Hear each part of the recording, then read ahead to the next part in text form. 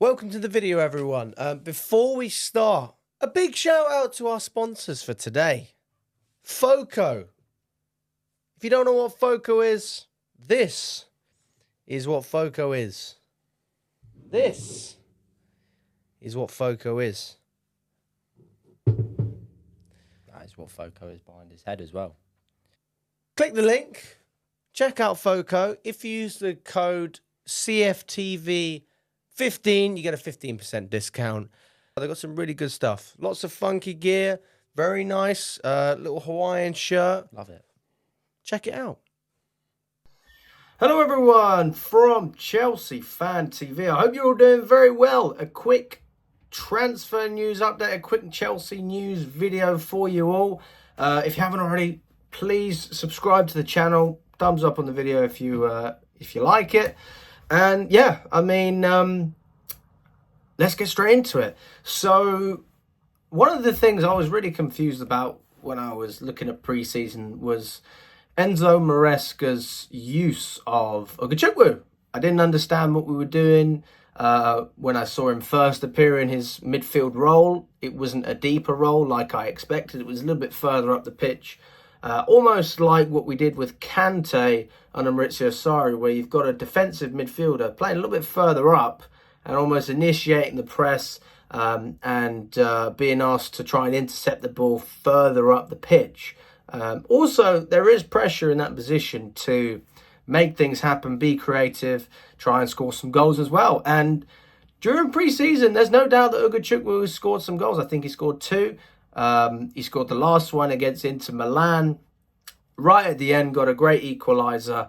And coming into the season, I said to myself, well, Ugochukwu was the dark horse for me in pre-season because I didn't see a place for him in the squad, not as a starter at least. In the position he was playing under Maresca as well, that would have never been a position that I would have started in. But he almost changed my mind in the period of games that he played.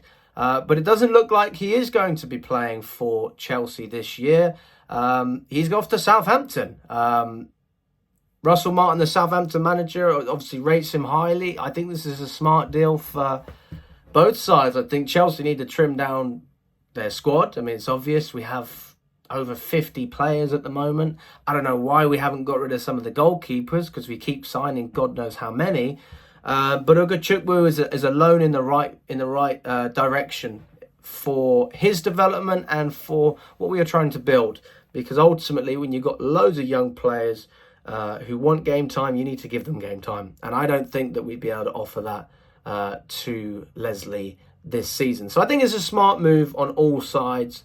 Also, the fact that he's going to be playing with a struggling Southampton side who are fighting against relegation.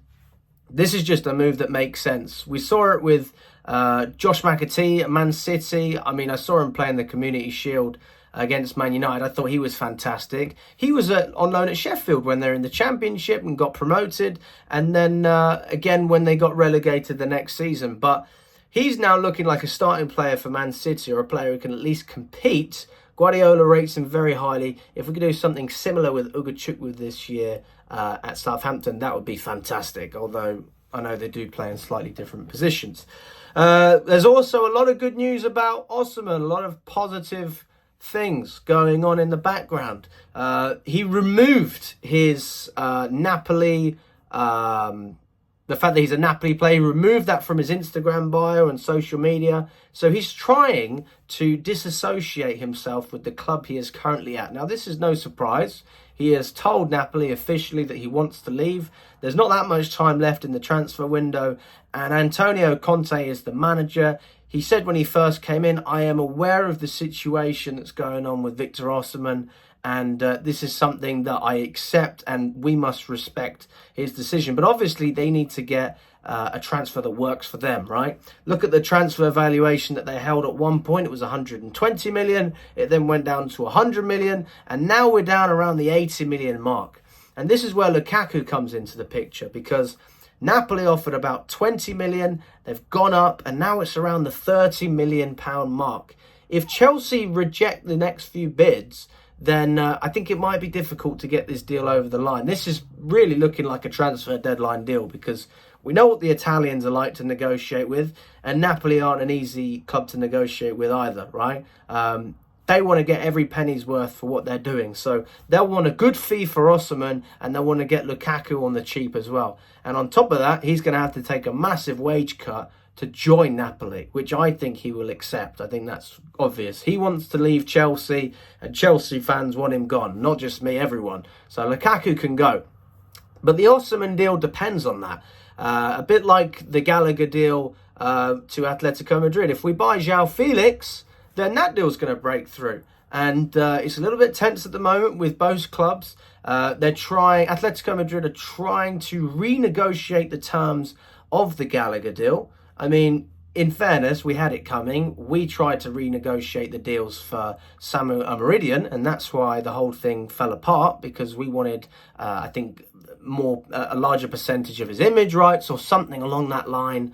And obviously, it just didn't work. I think there was a slight ankle issue as well. So, yeah, I think, honestly, I don't know why we're not accepting a bit of 30 million for Lukaku. If we don't, I think it's criminal.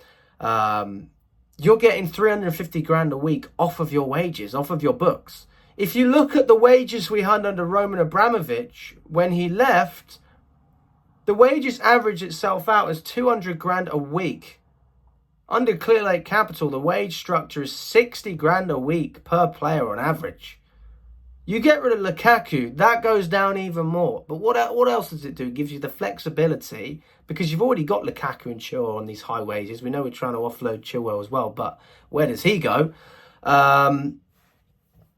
You spend that money on Victor Osimhen, you give him the wages. If Victor Osimhen wants a couple hundred grand a week, $250,000 a week, which is still 100 grand less than Lukaku, less than Sterling, you've got to give it to him. This is what Chelsea fans are asking for. They're saying, listen, we understand the project. We need a little bit more, right? It's all great signing these young players, but give them some experience to look up to. Who does Mudryk look up to on the left wing? Sterling. He's rubbish, but he's got something. He's done things in his career. I suppose you can look up to him. On the right-hand side, you've got Cole Palmer who come, and he had no one to look up to. Madueke also compete in that position.